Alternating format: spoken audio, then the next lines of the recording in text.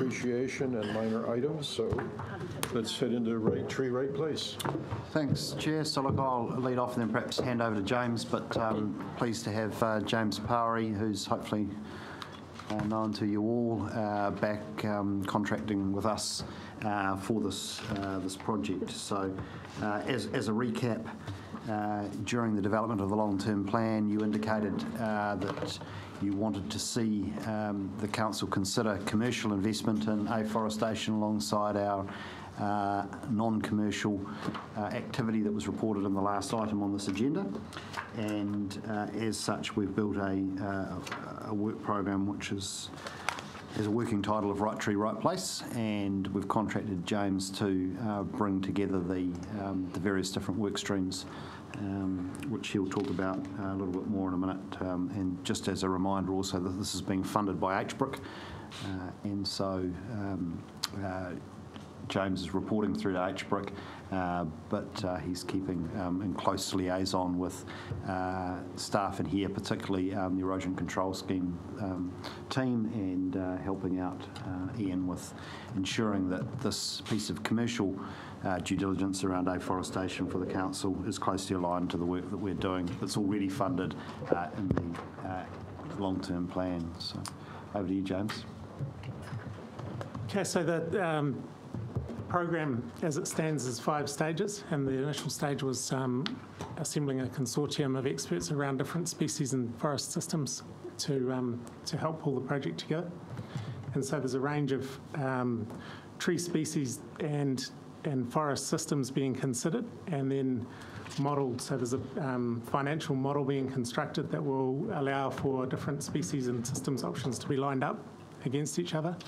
So when I say systems, native forest would include regeneration with little input, or regeneration with investment around seed sources and more extensive pest and weed control to promote the likelihood of success and the likelihood of a species range that's more palatable long term, or to a sort of Rolls-Royce forest restoration, including a full suite of species and full planting of a site, which is where we get into the higher cost zone.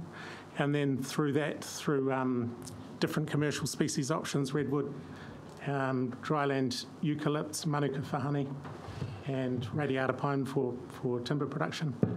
And then, of course, alongside all of this is consideration around carbon options and ways to manage and allocate carbon, and also just considerations around 1BT funding for the full forest establishment, just how that's going to line up with what council chooses to do. So I guess there's a major need to keep efforts contained to a sensible, rational list of species. So that's what we're working on now and having those modelled. But also needing to keep an eye to all the complexity in the world that's occurring around afforestation, people's appetite for different forestry options, but also the different commercial drivers that are occurring, so that we're seeing quite high prices being paid for land for pure production forestry plus carbon. So yeah, probably never a more complex time to be engaging in the forestry world, but we've got a good consortium on board and some really good thinking.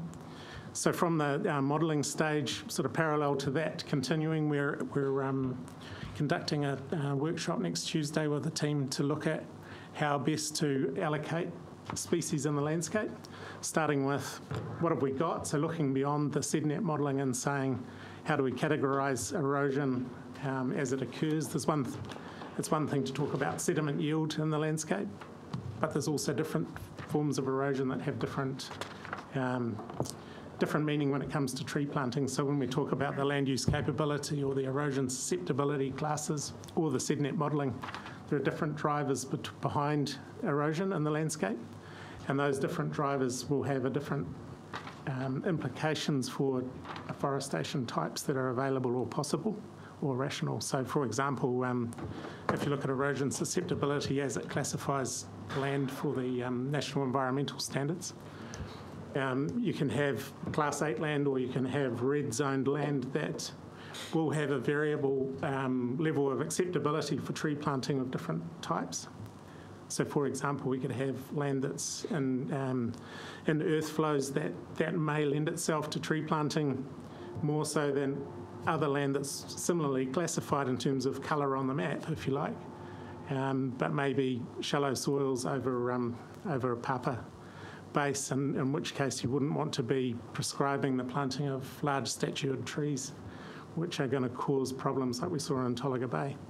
So I guess there's a sensible application of what we know about land use capability and erosion type, and then assigning the potential mix of species and a matrix of species that can apply to that, and then looking at the financial implications of those, but also then striving to score or rank the ecosystem services values of these different options and the erosion control capabilities of different options.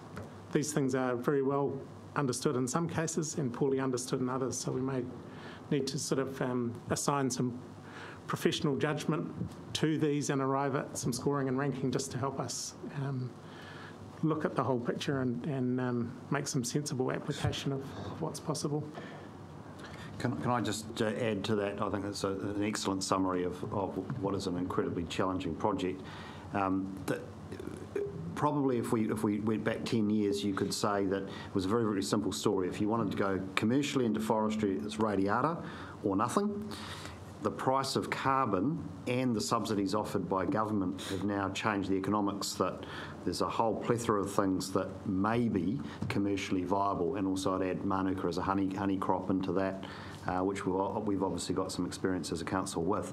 So we're now in a phase where there's a big grey area around what might be commercially viable to do by way of carbon forestry in particular, with some ancillary benefits. So we're really just trying to understand what that investment opportunity looks like, where is that opportunity, and one of the benefits of doing this exercise is that the government has said, with respect to that request that we've made on behalf of all regional councils for $200 million over the next 10 years, that they want every region in New Zealand to have a forestry master plan, and I would suggest we're probably at the front of the queue in terms of having already one being developed. So we'd like to think by the end of this process that we'll have at least a high-level master plan that we can present to government, and in terms of us tapping into the 200-odd million, if we're successful in securing it, Hawke's Bay will be well dressed to start deploying funding into the landscape, and then potentially deploying more of the council's balance sheet into more commercial forestry investments if that's something that you wish to do, and it survives community consultation as planned later this year. So that's where we're at. This was a bit of an update on the project. Questions, Councillor? So, I don't know how many years ago it was now, we actually put up a program to the LTP based Trees for Farms? loosely on AGS. How much of that work is still valuable today for this project? So the key inputs into that work are being used for this, as I understand it. So James is using some of the same sources of advice for that piece of work. I think the world's got a lot more complex then. There's more subsidy, and the price of carbon has probably a stronger, more stable outlook. The land use picture has changed, though, in terms of other land uses are probably more competitive than they might have been back then, particularly in terms of livestock returns.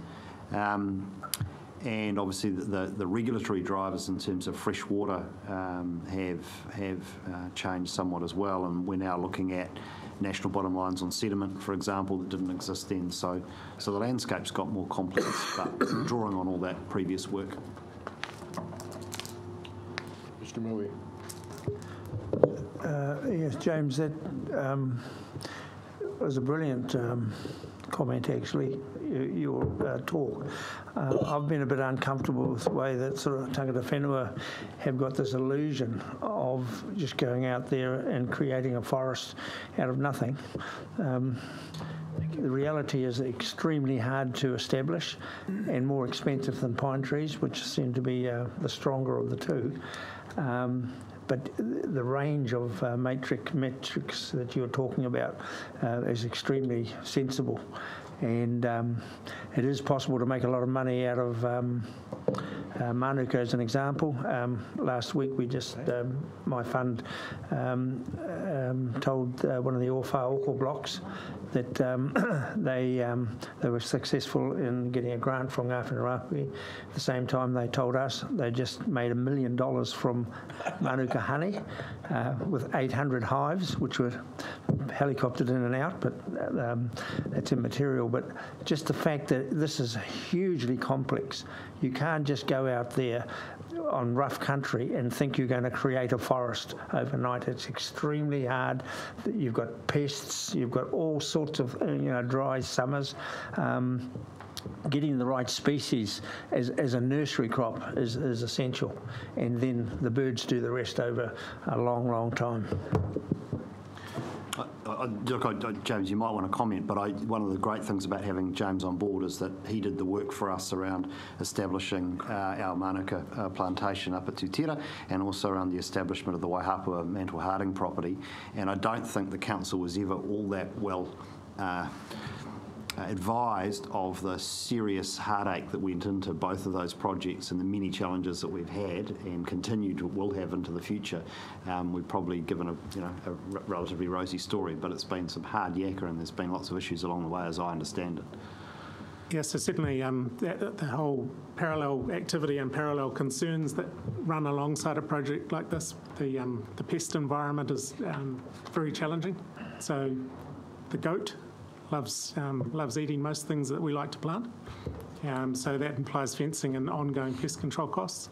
And with native forest, the advancement of a native forest is slower, and so that period of control is necessarily longer, or the height of the fence required.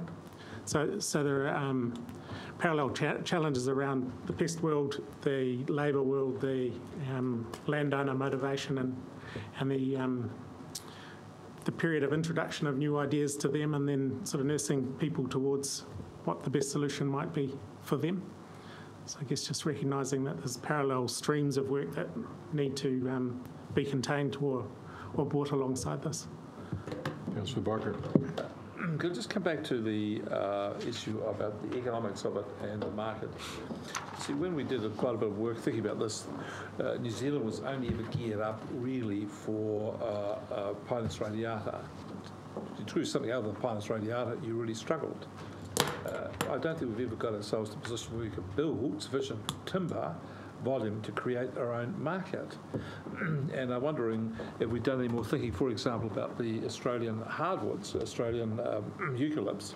There's never been sufficient planted, in my opinion, to have created a market. They've got a great quality. So when we're thinking about markets and making our decisions, are we thinking about just the current framework as it is, or are we thinking a bit more entrepreneurially, is to what would it take wood volume to create sufficient wood to then go on to create a market and a demand, given the certainty of it. If you just plant so many hectares and that's all you've got, well, you'll get one off blip, but you've got to have an ongoing demand for it. Have we thought about that?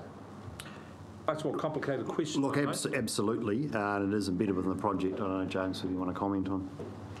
Yes, I guess in terms of alternative forest species that are likely to find niche or have some prospect of that, the Dryland Forest Initiative project that has been running out of Marlborough but throughout New Zealand now, they have a trial series to test a number of eucalypt species for durable timber production. And so there is a trial on the Waihapua property that tests about 10 of those species, and that's certainly one of the work streams that's highly favoured within this project as well. Similarly, there's efforts now in New Zealand by one company with redwoods and redwood marketing in future. And so we will be applying the yield modelling and some of the market data that they are projecting, because this is they don't yet own mature forests, but they are clearly planting forests based on some assumptions about what their future markets are. And so we're going to apply some of that data within this project as well. So, and beyond that, there is existing work also around native for production, and we can certainly model what may happen with some of those species with a longer term outlook. So In that context, one of the reasons we used to plant a lot of Douglas fir, which is an outstanding timber. Doesn't have a lot of the problems that Pinus radiata has. But we went off planting it. It was much slower to grow, the Pinus radiata, and we just went for turnover. But see, today we're looking for carbon as well, so turnover isn't actually quite the issue. So maybe in today's context, Douglas fir comes back in a way which it wouldn't be before. I'm just wondering, are we looking at all of the options here? So Douglas fir is within the modelled set. All right. I guess what the anecdote, if I sum up the anecdotes around it, it's been grown in Hawke's Bay and it is subject to a needle cast disease, which it's not non-fatal, but it does compromise growth. So that's just something that's in the mix, but it is something that we need to consider as one of the risks. When Douglas fir is grown further south, it's not subject to the needle cast fungus in the same way, but it's compromised in its production by cold. So it's on the list and it will be expressed with its pros and cons so that we can line it up against other options. Some, because it's New Zealand's #2 plantation species, it does need to be on the list because it will be asked about. It is number 2, is it? By planted area, yeah. Wow. Councillor Bevan. A question about carbon credits. I read in one of these papers, and I don't know whether it was Right Tree, Right Place or one of the other ones, that if we do fund the planting, we claim the carbon credits. And as I say, I don't know whether it's this In the paper. erosion control. That's in the erosion control Right. scheme. Oh, okay. That's So so that context, so it doesn't fit in not into this. necessarily into the Right Tree, Right Place program. Okay. That's a default position at the moment. Yeah, but that's it's not a necessarily default, required. and you know we're looking at whether that's going to be a barrier to uptake. We're already hearing that actually that was people are gonna be my saying, question. no, we want to keep some of the carbon. So the working group that I convened said, look, you should think about pro-ratering it. So if you're contributing 75% of the costs, you should expect 75% of the carbon.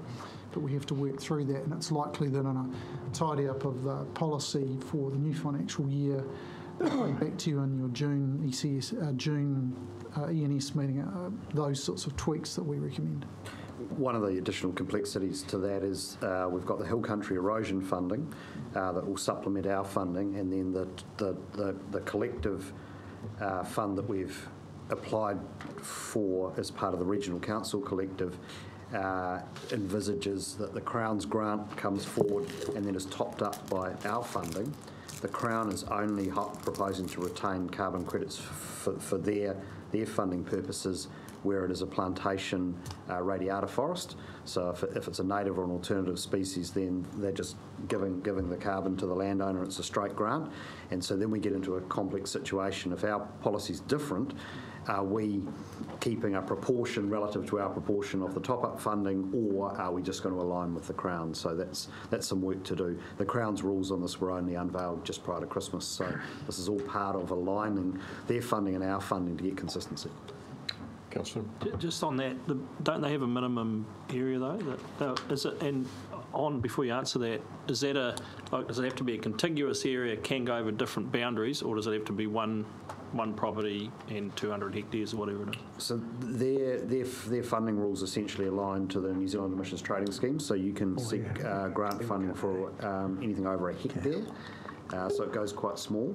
The 200 hectare number that's been bandied around relates to Crown Forestry and their proposed investment on private land. This is part of the problem with this. There are so many funding mechanisms at play and so many different parties all playing this mix. For any landowner, it's just hellishly confusing. Everyone is racing to get into the tree planting game, and central government's got a whole messy mix of old policy, new policy, which they're trying to sort out. The emissions trading scheme rules are all being reviewed at the moment. That's all about to change, and we're trying to design ours along the way. Because I leave my clothes all So just following on from that, like this is an HBRIC project, so obviously we want to get a pay at the end of it. Yep. But if carbon leapt up in price and based on a percentage of return, surely there's opportunity in that to share the carbon Share the love. in a better in a way that encourages more farmers in there. Is it limited to, if you put 75% in, we want 75% of all the carbon, considering it may jump to $30-40 on that basis, be 20% return? Is that fair? Is what I'm saying, or is HBRIC got enough, movement in the machine to say, well, actually, if we can attract this level of income, we get all these other benefits that the council wants anyway.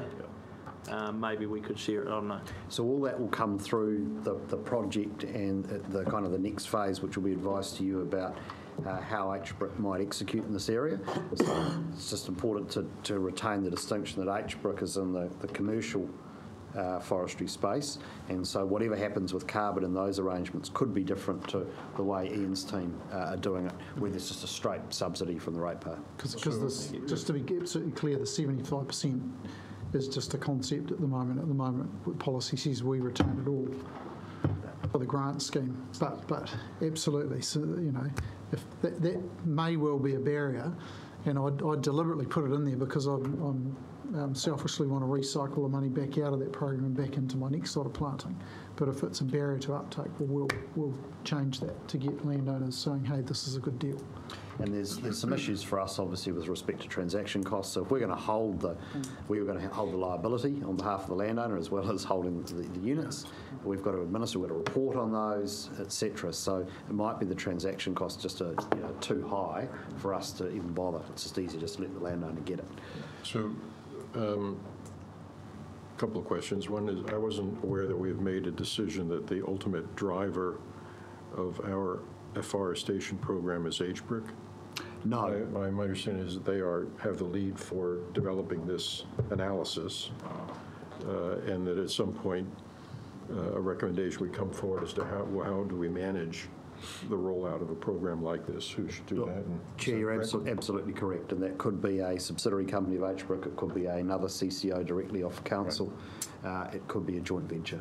So if, at a macro level, I understand the construct and it sounds great to me, but if I showed up as a 50-hectare landowner wanting to plant trees and knocked on the door here now and they said, I don't care about all your modeling and whatever, I want to plant some 50 acres of pine trees, and are you going to support me or not? I'm not into soil erosion, I don't have any erosion problems or anything else, I just want to use my 50 hectares this way. Do I get any support out of this? So currently no, because there's nothing provided for in the long-term plan for those kinds of arrangements. If it was 50 hectares of erosion-prone land, there's a possibility that Ian's team would say, we'll subsidise the afforestation for erosion control purposes, but if it's purely just land for forestry purposes, then no, there's no provision for that. That's something which obviously was envisaged for further consultation with the community, because at that point you're getting away from water quality benefits. But that's you're saying today, because the funding is tied to the ECS thing. Correct. But in this situation, we obviously are looking for a commercial return, and so there could be players in the game who don't care about all the other soft benefits, but the scheme will ultimately be available to them if their play is purely commercial, right? So that's the opportunity that this piece of work is seeking to understand. But if somebody turns up today, we don't have the ability today, to proceed, but they can apply to the Crown, and indeed some landowners are just going straight to the Crown right now. I think there was a property that was highlighted in a news clip that was sent out yesterday north of here, where the landowners have done precisely that. The Crown's open for business, will provide a grant, and they can just get on and establish. Are you on a pathway, though, where you would say that partners with us, people who want to participate in our effort, are presumed to be multi-purpose in their objectives, so they are supposed to have a plan that includes something, biodiversity, erosion control, some other public benefit other than cash revenue? Well, that's a policy question, really, that will fall out of this work as to whether or not the council wishes to get into forestry for the sake of making money, or whether the primary objectives are water quality, or are they carbon sequestration, or are they climate resilience or biodiversity. Those are the sorts of choices that will need to be made, and that will then affect the way in which the investment strategy will be built. But isn't the underlying driver of this, I thought we had a target return that we were saying that if we move down this afforestation path, we want to expect a 5% return or something like that. To my mind, that presumes that there is some chunk of this domain that we're looking at that is going to be planted primarily for financial return. So the council hasn't formally resolved a financial return objective for this, but what has been noted is that we're forecasting a 5% return from our investment capital, and so if we could achieve a equal or better return from investment in forestry that delivers a whole bunch of environmental benefits as opposed to investing in the share market, then that becomes a fairly compelling proposition for the council, I would suggest. Councillor Bailey. There are no timeframes when all these different stages are due to be completed. Is there any, or what, you've got no? Look, apologies. You're right. Well, certainly the aim is to have this well and truly completed by the end of this financial year. James, I don't know whether you want to comment on how you think the work streams are going. So the workstream content is still subject to some refinement. So I'm proceeding as fast as I can rationally. In terms of timing of each of the different phases, there's some parallel activity that means that there's overlap. Some things will start before other things finish. But I guess some steer from this committee around your urgency. Tomorrow. Is welcomed. Look, I think one of the challenges we've got is we have assembled, this is literally the A team, this is the most high-powered, best group of people you could possibly assemble nationally for this job, and they're all bloody busy, and they're all being pulled in all sorts of directions. So this is a really ambitious task. This is being viewed nationally with great interest because it is so ambitious. No region's attempted to do this before. Well, what do you think is a realistic timeframe then, James? Look, I think completion of this by 30 June is realistic, and then I'm hoping that we can then roll that into the special consultation very soon after that, but ahead of that very small window between then and the local body elections. Okay. My other question is, this is just one step in the whole in the process of a life cycle of a tree, right? Going from is this including discussions about how we're going to where all the source trees going to come from? So setting up all that process, or is that all done through the kahatua called with Ngāti Kahungunu? No, well, certainly the constraints around seedling supply, workforce, etc., is part of this project. So understanding what that looks like. James is maintaining a dialogue with Kahutia around what they're doing, and also around the Hawke's Bay Prison project as well. All of that's a little bit chicken and egg in terms of what species, how many we're going to need, by when. Again, sort of going back to the last conversation, this is a big planning exercise to build a whole pipeline, and you're just going to have to be patient with us in terms of building that up. And then at the other end is the opportunities that are going to be out there for the community, or the commercial opportunities are going to be with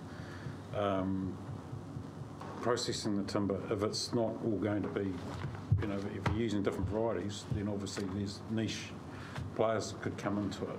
So one of the questions that was asked by Councillor Wilson right at the very beginning of the process was around social impact in terms of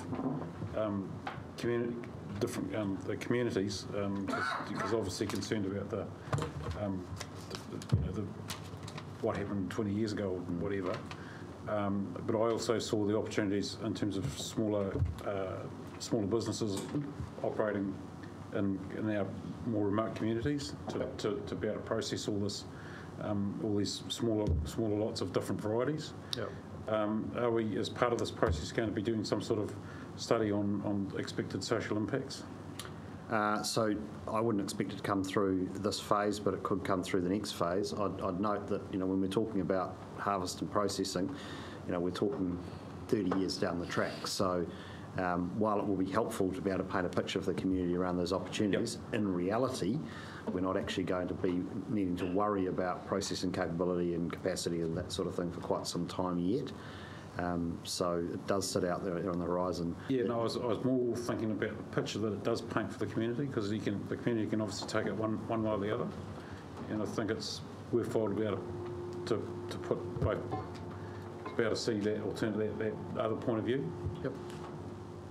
Well, just to follow up on that, Chair, the impacts of taking a pastoral hectare out of farming and into trees does have a detrimental effect on the local community. I mean, there was an article in the Wattle Star where the forest rep wrote quite bluntly that local communities got to get used to this. Small towns are shutting down around the world.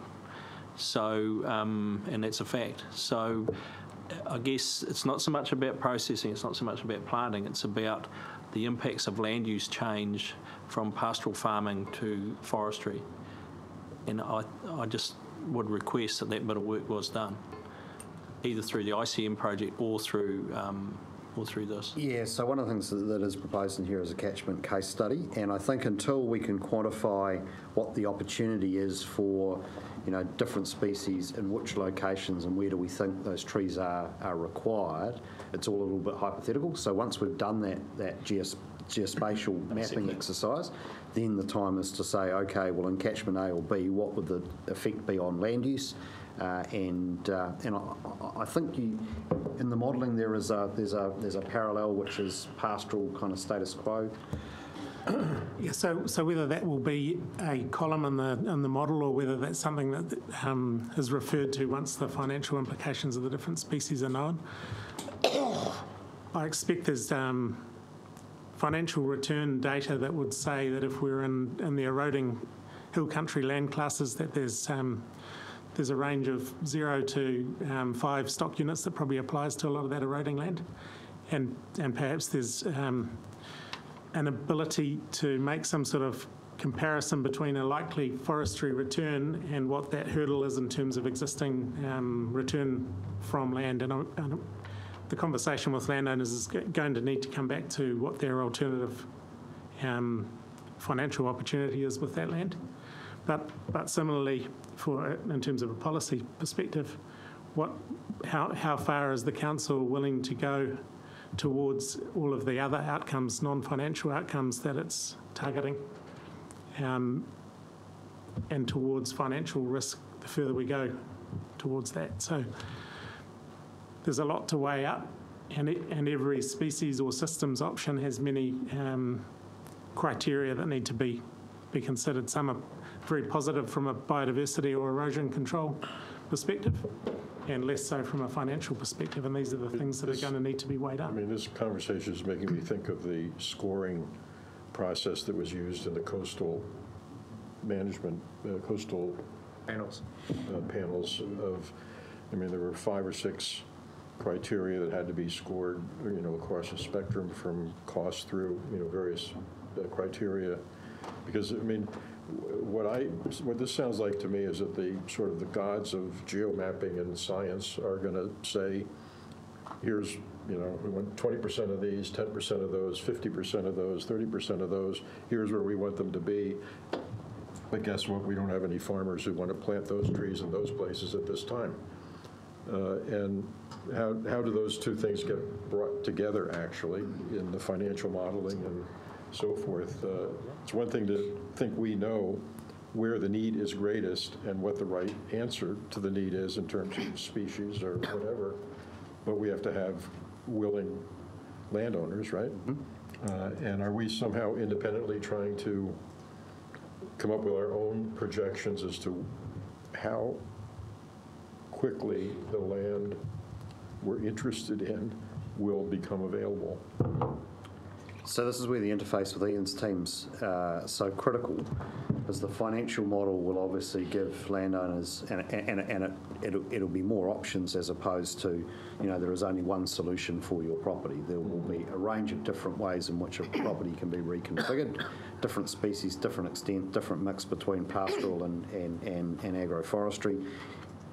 Having a tool that enables Ian's catchment staff to go to individual landowners and to discuss those options, show them what the mapping shows, show what the financial modelling shows, will be vital, because at the moment they're going up there with not a lot of data and not a lot of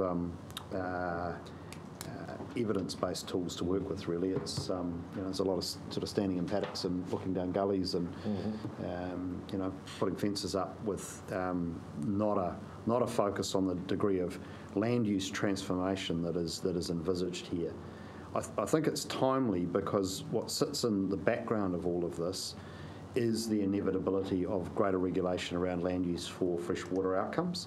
And we do expect that we're going to see national bottom lines on sediment shortly that will drive us into controlling sediment the way that nitrogen is being increasingly controlled.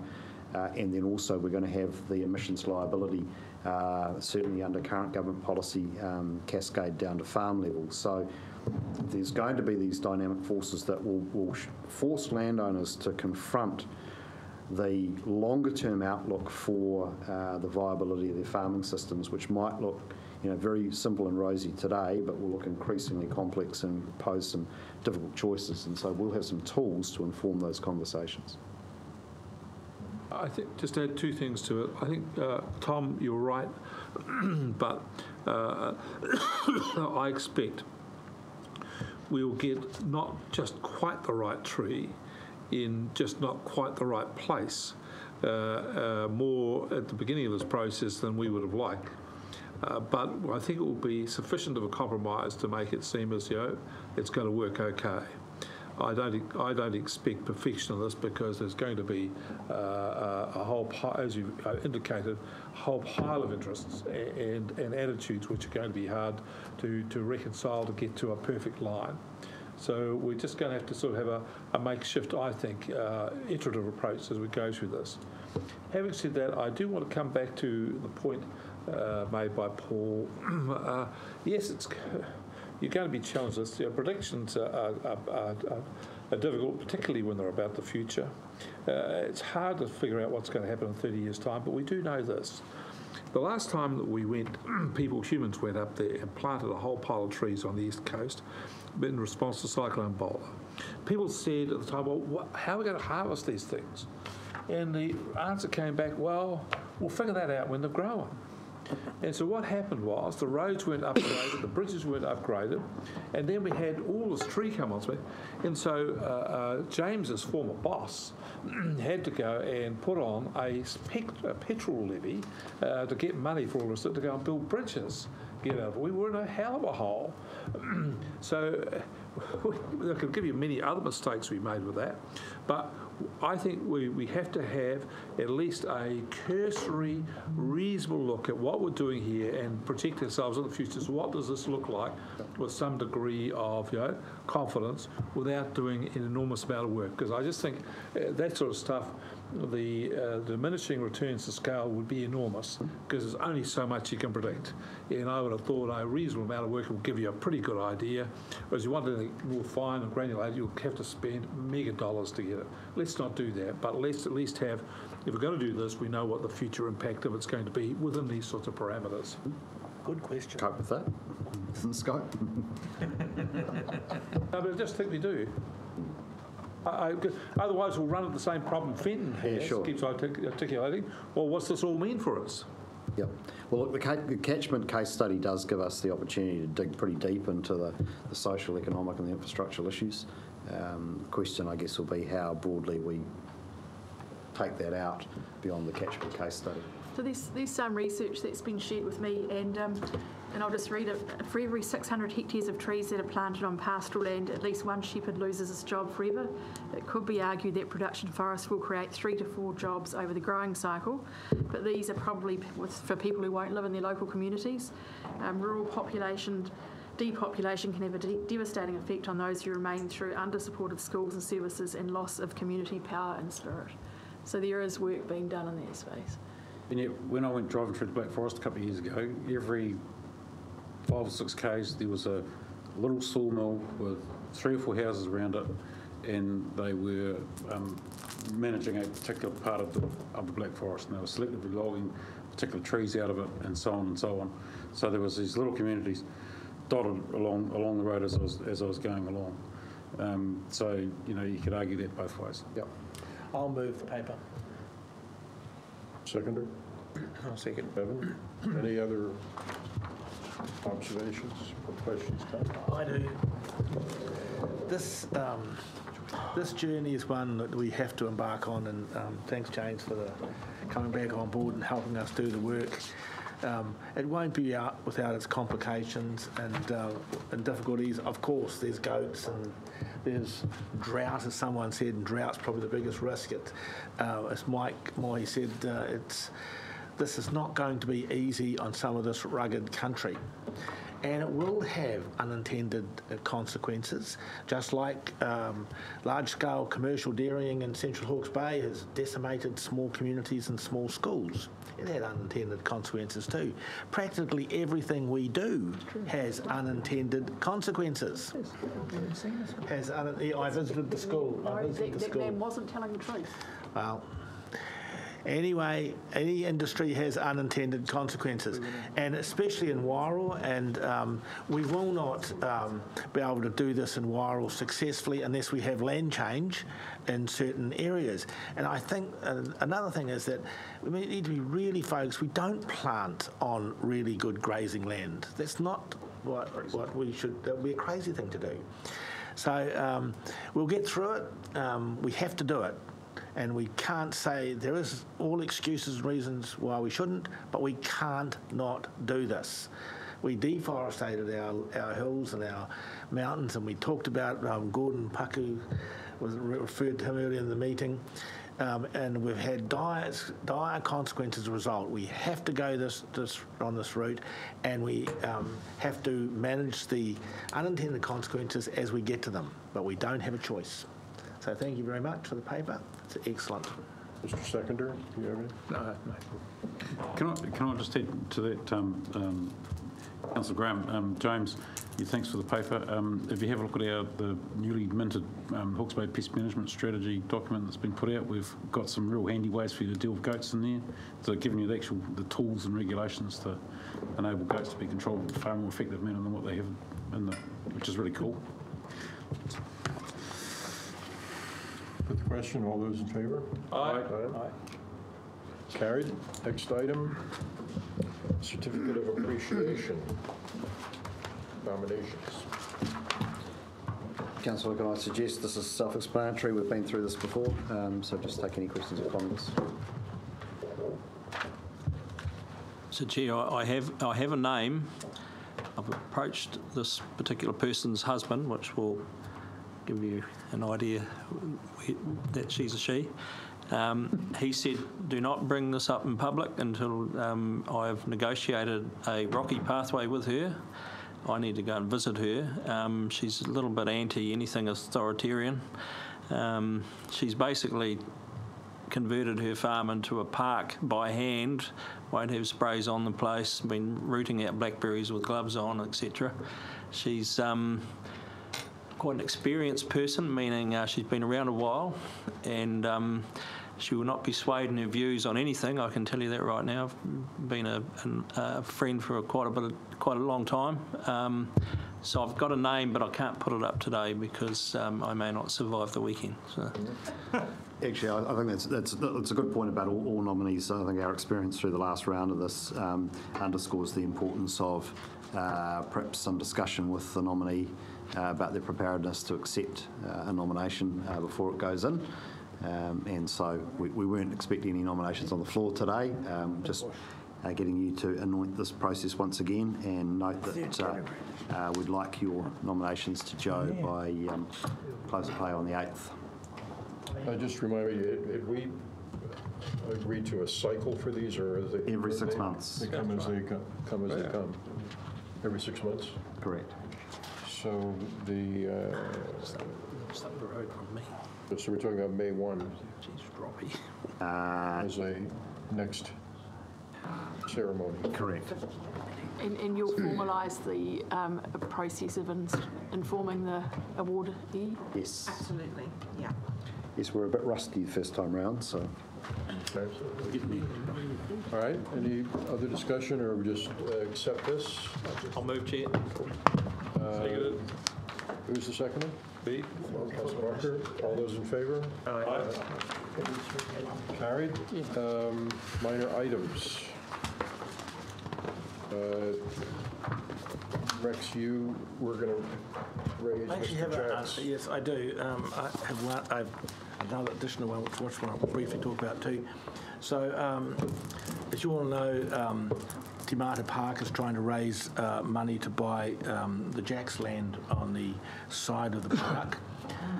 They are $350,000 short, but put that aside. But I'm not proposing anything there. But David Jacks did invite the Hastings councillors up to visit the land, and we went up there, and it is right on the side of the park. There's some interesting wetlands up there.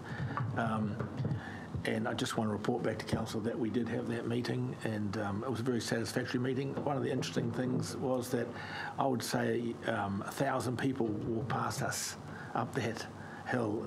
It's definitely a major attraction in our region. So I just want to report on that. The other thing, which I, with your permission, Chair, I attended the Waitangi celebrations in the Celestial Compass and at the Regional Sports Park. And the celebration at the Regional Sports Park they both were successful, but were quite amazing. They had, it was like sideshows and rides for kids, and everything was free. And it was amazing to see all these kids lining up for free rides.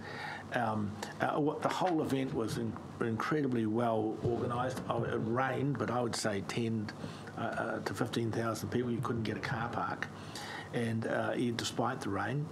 And it's something that I would. The sponsors were the iwi, of course, Hastings District, and a private grower.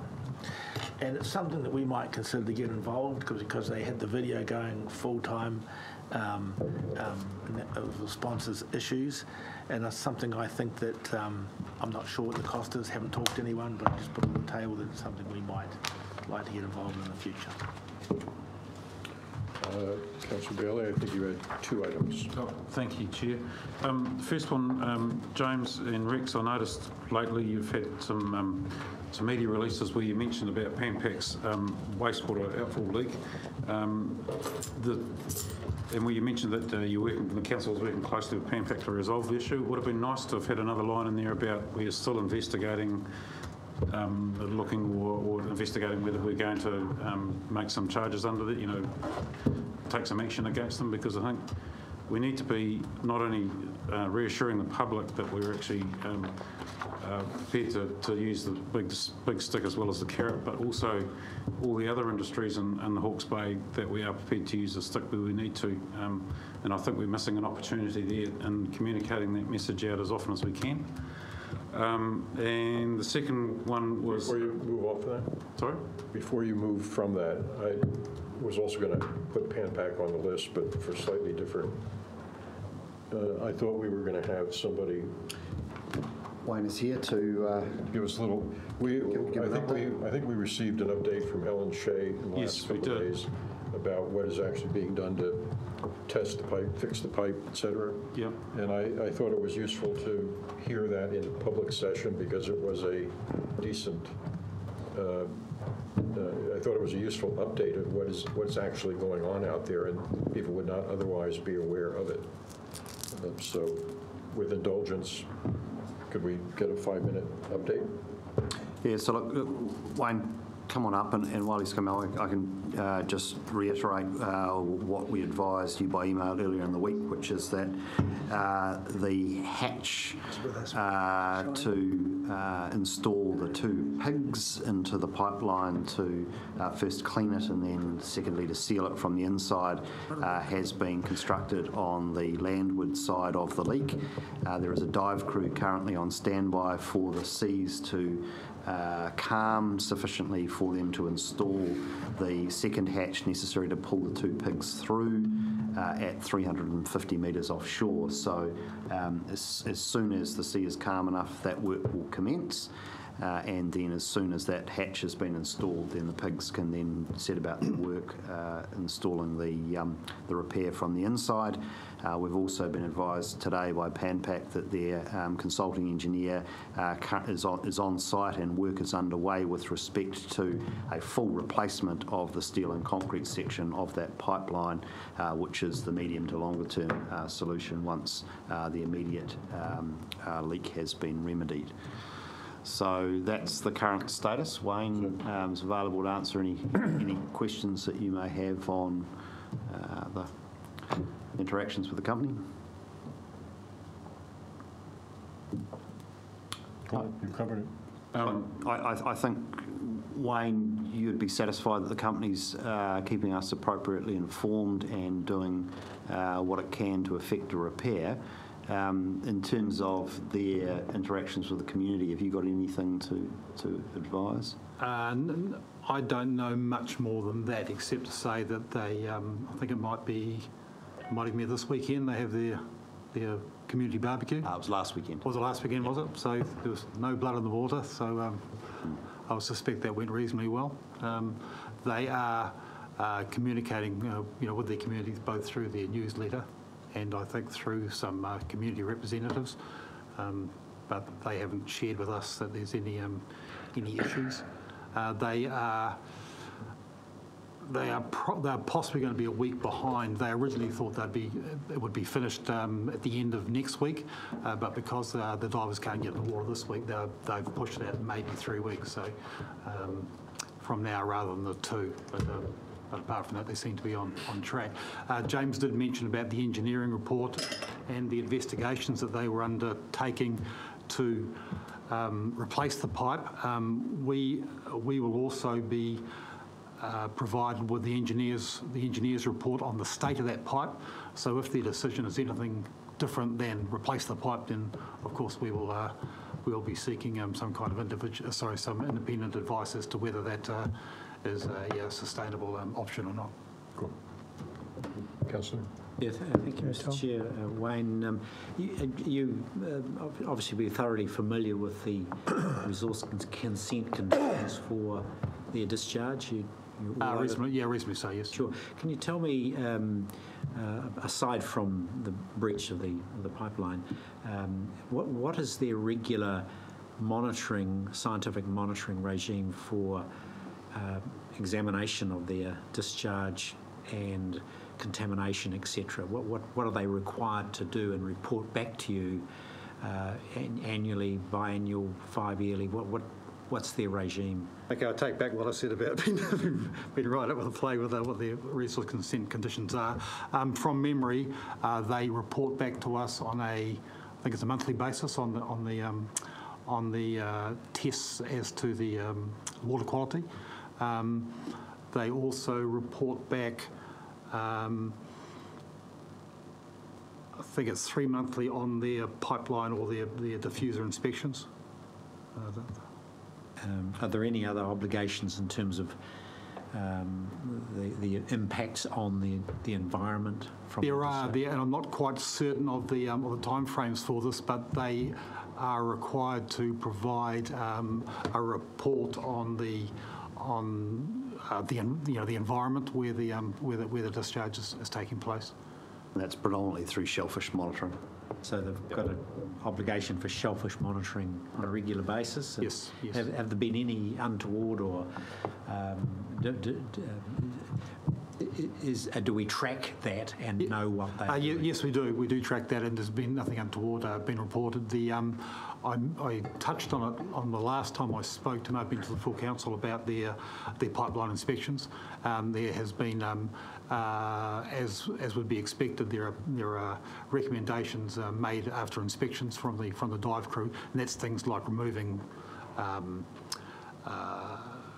mussels and things which have attached themselves to the diffuser.